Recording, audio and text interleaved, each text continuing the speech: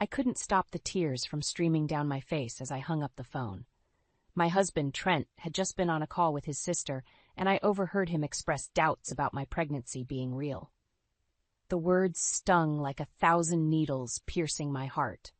I confronted Trent as soon as he ended the call. "How could you say that about me? About our baby?" I demanded, my voice trembling with a mix of anger and hurt. Trent rolled his eyes, his expression dismissive. "Oh, come on, Lila. You've been milking this pregnancy thing for all it's worth. Always complaining, always making excuses not to do anything around the house." I was stunned by his callous words. "Are you serious? I've been struggling with severe morning sickness, and you think I'm just faking it?" "Maybe you're exaggerating a little," he shrugged. "My colleague's wife had no problem keeping up with everything when she was pregnant." I couldn't believe what I was hearing. The man I had married, the one who had promised to love and support me, was now accusing me of lying and comparing me to some idealized version of a pregnant woman. "Trent, this is our child we're talking about," I pleaded, hoping to reach the compassionate side of him that seemed to have vanished. "I need you to be there for me, to understand what I'm going through." But he just scoffed. "Stop being so dramatic. It's not like you're the first woman to ever get pregnant. Just suck it up and stop using it as an excuse to be lazy." His words cut deep, and I couldn't hold back the tears any longer. I turned away, not wanting him to see how much he had hurt me. As I retreated to the bedroom, I couldn't help but wonder what had happened to the man I fell in love with. Where was the caring, supportive partner I had married? And how could I make him see that his behavior was tearing us apart? In the following weeks, my morning sickness only seemed to worsen. I could barely keep anything down, and the constant nausea left me feeling drained and exhausted. Even simple tasks like making the bed or doing the dishes felt like monumental challenges. Trent, however, showed no signs of understanding or empathy. Instead, his impatience grew with each passing day. "I can't believe you let the house get this messy," he sneered one morning as he surveyed the cluttered living room. "It's like you're not even trying anymore." I tried to explain, my voice weak and strained. "Trent, I'm really struggling with this pregnancy. The nausea is constant, and I can barely function." But he just scoffed, his eyes cold and dismissive. "Don't give me that excuse again. My colleague Dean's wife managed to keep everything together when she was pregnant. She never let her house look like this pigsty." The comparison stung, and I fought back tears. "I'm sorry, but I'm not Dean's wife. I'm dealing with this the best I can." Trent's jaw tightened, and I could see the anger simmering behind his eyes. "You know, Dean's right. You're just using this pregnancy as an excuse to be lazy and avoid your responsibilities." I recoiled, stunned by his harsh words. "What? I'm not using anything as an excuse. I'm genuinely struggling here." But Trent wasn't listening. He just shook his head in disgust. "You're pathetic. I can't believe I married someone so weak and useless." His words cut me to the core, and I couldn't hold back the tears any longer. I fled to the bedroom, sobs racking my body. As I buried my face in the pillow, trying to muffle the sound of my anguish, I couldn't help but wonder how things had gone so wrong. Who was this cruel, heartless man, and what had happened to the loving, supportive partner I had married? It was as if Trent had been slowly poisoned by the toxic influence of his colleague Dean, and the man I knew was slowly slipping away. I knew I couldn't go on like this, but I felt powerless to stop the downward spiral. With each passing day, Trent's disdain and cruelty only seemed to grow, and I was left wondering if there was any hope left for our relationship, or if I was doomed to endure this torment until the bitter end. My best friend Nora could see the toll this situation was taking on me. She had been witness to Trent's escalating verbal abuse, and it broke her heart to see me so defeated and broken. One afternoon she came over unannounced, her face etched with concern. "Lila, we need to talk," she said, her voice gentle but firm. I looked at her with tired, puffy eyes, the aftermath of another emotional outburst from Trent. "What is there left to say, Nora? He's made it clear he doesn't care about me or this baby." Nora shook her head adamantly. "No, that's not true. He's just lost his way somehow. But we can't let him treat you like this any longer." I sighed heavily, feeling utterly helpless. "But what can I do? He won't listen to reason, and he's convinced I'm just making everything up." Nora's expression hardened, a newfound determination in her eyes. Then we'll make him listen. I've been recording some of his outbursts on my phone. My eyes widened in surprise. You, what, Nora, it's what we need to do, she insisted. We need proof of how he's been treating you. Then we can take it to a professional, get you the help and support you deserve. I hesitated, uncertain about the ethics of secretly recording my husband. But as I looked at Nora's unwavering resolve, I knew she was right. This situation had spiraled too far out of control, and I needed all the ammunition I could get. Reluctantly, I nodded. Okay, let's do it. Over the next few days, Nora continued to document Trent's tirades, capturing his cruel words and dismissive attitude on her phone's audio recordings. And sure enough, another explosive argument erupted, giving her the perfect opportunity to catch his behavior in action. You're useless. Do you know that? Trent spat, his face twisted with contempt.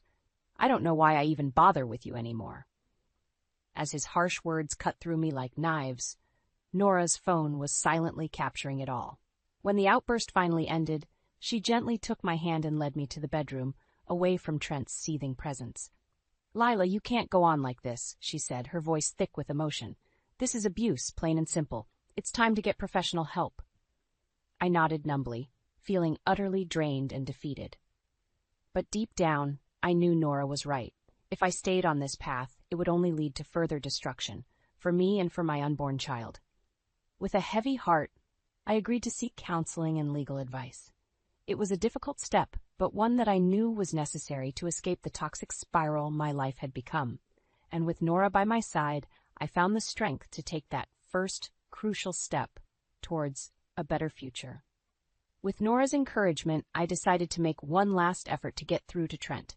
I scheduled a counseling session, hoping that having a third party present might help him see reason and work on improving our relationship before it was too late. When I told Trent about the appointment, he immediately bristled. Counseling? Are you kidding me? We don't need some shrink meddling in our personal lives. Trent, please, I pleaded. Our marriage is falling apart. We need help to work through this. He scoffed dismissively. There's nothing to work through. You're the one with the problem, not me. I felt my frustration rising, but I tried to keep my composure. That's not true, and you know it. Your behavior towards me has been inexcusable, and it's only getting worse. Trent's eyes narrowed, and I could see the anger simmering behind them. So, what, you're going to gang up on me with some therapist now? Make me out to be the bad guy? No one's trying to gang up on you, I said, struggling to remain calm. I just want us to talk this through, with someone impartial there to help us communicate. But Trent was having none of it. He shook his head vehemently. Forget it. I'm not doing this. The day of the appointment arrived, and despite my pleas, Trent refused to come. I went alone, feeling defeated and hopeless. The therapist, Dr. Miller, was kind and understanding as I explained the situation. Your husband's resistance is not uncommon in cases like this, she said gently. But it's important that you don't give up. She suggested trying a different approach, one that might make Trent feel less cornered and defensive. Invite him to a session under the guise of discussing your concerns about the pregnancy and his role as a father. That way, it doesn't seem like an attack on him personally. I agreed to try her suggestion, though I couldn't help but feel skeptical. Trent had become so entrenched in his behavior, so unwilling to see reason, that I doubted anything would get through to him at this point. Still, I persisted, extending the olive branch once more. Trent, I know you're feeling overwhelmed about becoming a father, I said gently. Why don't we go talk to someone about it? Get some advice on how to prepare and what to expect? To my surprise, he agreed, though his demeanor remained guarded and tense. I should have known better than to get my hopes up. The session was a disaster from the start. Trent sat in sullen silence, arms crossed defiantly as Dr. Miller tried to engage us in conversation. When she probed about our relationship struggles, he exploded. This is a waste of time, he shouted, his face twisted with rage. You're just trying to turn me into the bad guy here, aren't you? Dr. Miller tried to calm him, but it was no use. Trent stormed out, leaving me devastated and ashamed.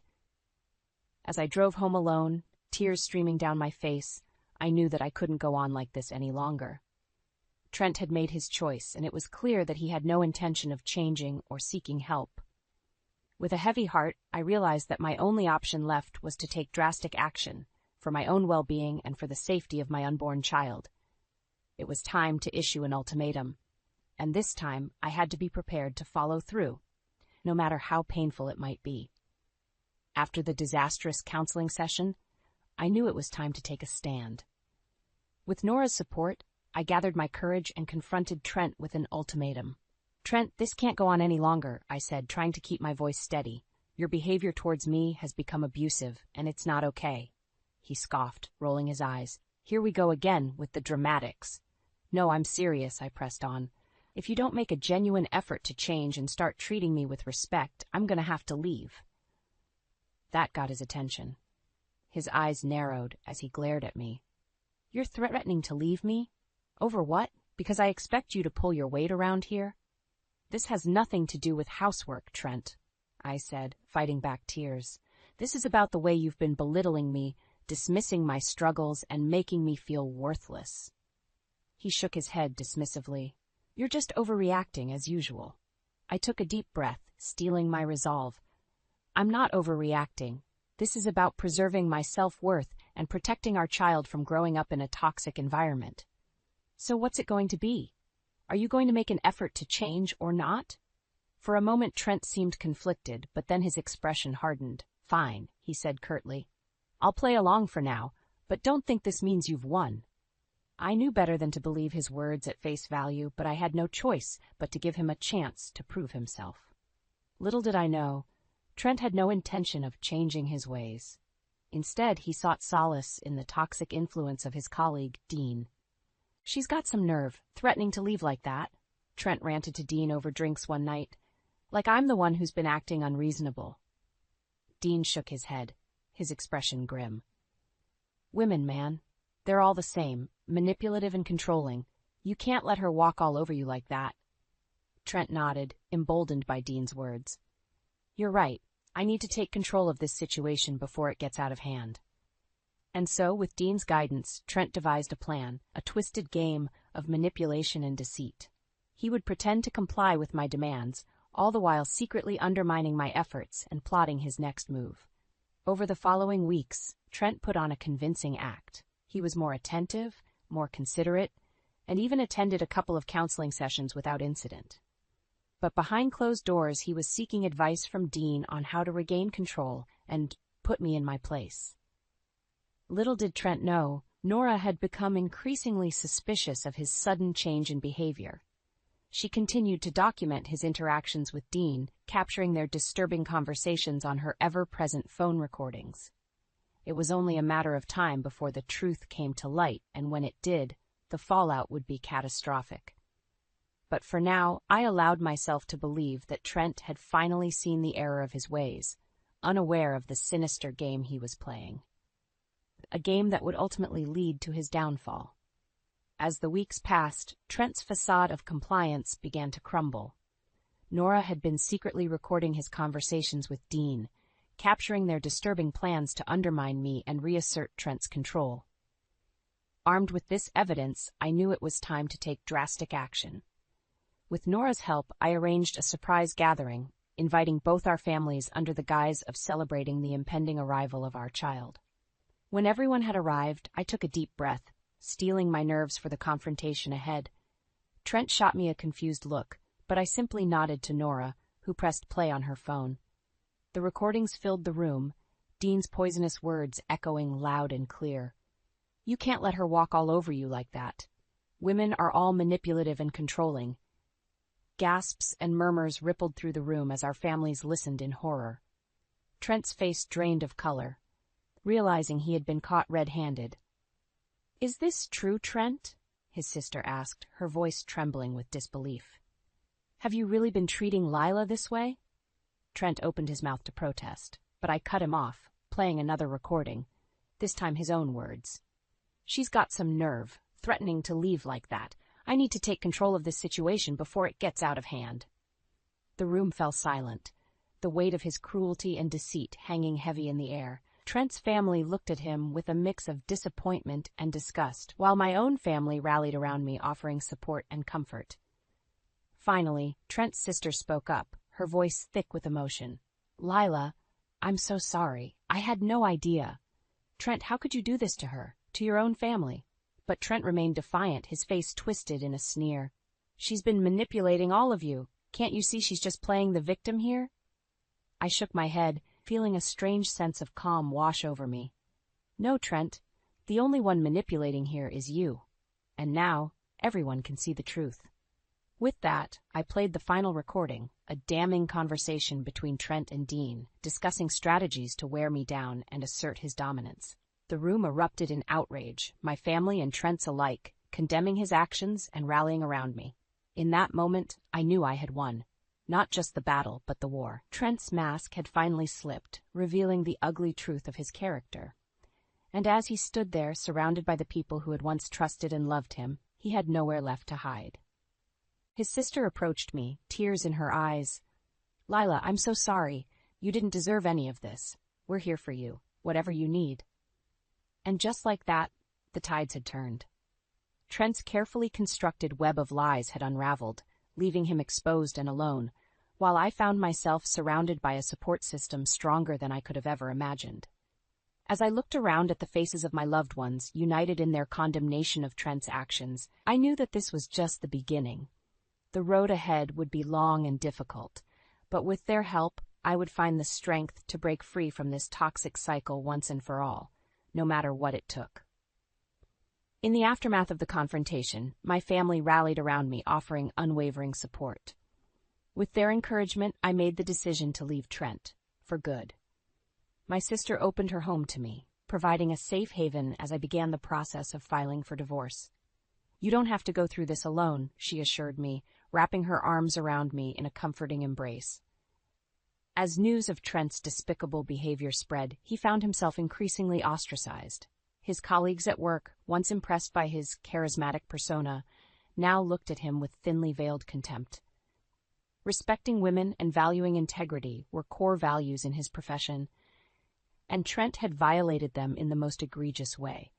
Even Dean, his once trusted ally, distanced himself, realizing that his toxic influence had gone too far. Trent had become a pariah, his reputation in tatters. Meanwhile, I found strength in the solidarity of my loved ones. Nora, my steadfast friend, was by my side every step of the way, offering a listening ear and a shoulder to lean on when the emotions became overwhelming. As the divorce proceedings unfolded, the evidence of Trent's emotional and psychological abuse proved damning. The recordings Nora had collected, coupled with witness testimonies from our families, painted a clear picture of his abusive behavior.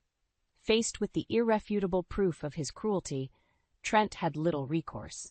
His attempts to gaslight and manipulate fell flat, as the truth had already been laid bare. In the end, the settlement was heavily in my favor. Not only did I receive a substantial portion of our shared assets, but Trent was also ordered to undergo mandatory counseling and anger management. A small victory, but a vindication nonetheless. As I signed the final divorce papers, a weight lifted from my shoulders. I was finally free from the toxicity that had consumed my life for far too long. Trent, on the other hand, found himself in a deep hole of his own making. His once promising career hung in the balance, as word of his actions spread like wildfire through professional circles. Integrity and respect were paramount in his line of work, and he had squandered both in the most public and humiliating way. As the months passed, I focused on healing and preparing for the arrival of my child. With the support of my family and friends, I found strength in the knowledge that Trent's actions had been his own undoing. And when the day finally came, and I held my precious newborn in my arms, I felt a profound sense of peace. This child would never know the pain and turmoil that had once plagued our lives. Instead, they would be surrounded by love, support, and the unwavering strength of those who had stood by me through the darkest of times. As I gazed into my baby's eyes, I silently vowed to be the parent Trent could never be, loving, nurturing, and fiercely protective. And in that moment, I knew that while the road ahead might be challenging, I would never again be defined by the actions of a man who had lost his way. My future, and that of my child, was mine to shape. a future filled with hope, resilience, and the knowledge that even in the darkest of times, light can always find a way to shine through. With the divorce finally finalized, I found myself embarking on a new chapter, one filled with both trepidation and hope. The settlement had been generous, thanks in large part to Trent's tarnished reputation and the overwhelming evidence of his misconduct. Not only had I been awarded a substantial portion of our shared assets, but the court had also ordered Trent to cover my legal fees and provide child support. It was a small vindication, an acknowledgement of the emotional and psychological turmoil he had put me through. As I packed up my belongings, preparing to start afresh in a new city, I couldn't help but reflect on the long and arduous journey that had brought me to this point. The bruises may have been invisible, but they had left their mark, nonetheless. Nora, ever my steadfast ally, helped me load the last of my boxes into the moving truck. "You know, I'm going to miss having you around," she said, her voice thick with emotion. I pulled her into a tight embrace, holding back tears of my own. "I'll miss you too, more than you know, but I need this fresh start, a chance to heal and to focus on being the best mother I can be." She nodded, offering a watery smile. "I know, and you're going to be amazing at it. That little one is so lucky to have you." As I said my goodbyes and hit the road, a sense of liberation washed over me. I was finally free from the toxic cycle that had once consumed my life, free to forge my own path without the weight of Trent's manipulation dragging me down. In the new city, I found a cozy apartment nestled in a quiet, family-friendly neighborhood. It was a far cry from the suburban prison I had once called home, a place where I could finally breathe and begin to rebuild. My family rallied around me, offering their unwavering support as I settled into my new surroundings. My sister, ever the doting aunt, would come over to lend a hand with the baby, allowing me precious moments of respite. And as the months passed, I found myself slowly but surely regaining my footing.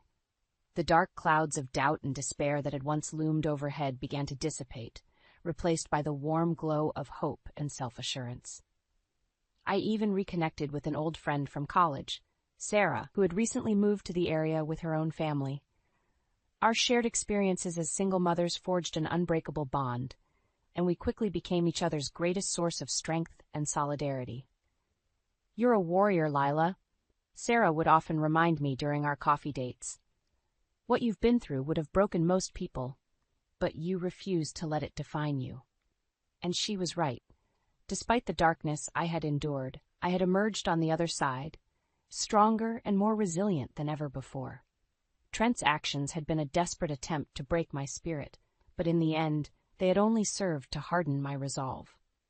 As I watched my child grow and thrive, surrounded by a loving support system, I couldn't help but feel a sense of profound gratitude.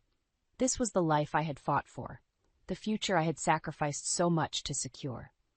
And in those quiet moments, when my little one would gaze up at me with eyes full of innocent wonder, I knew that every tear, every heartache, had been worth it.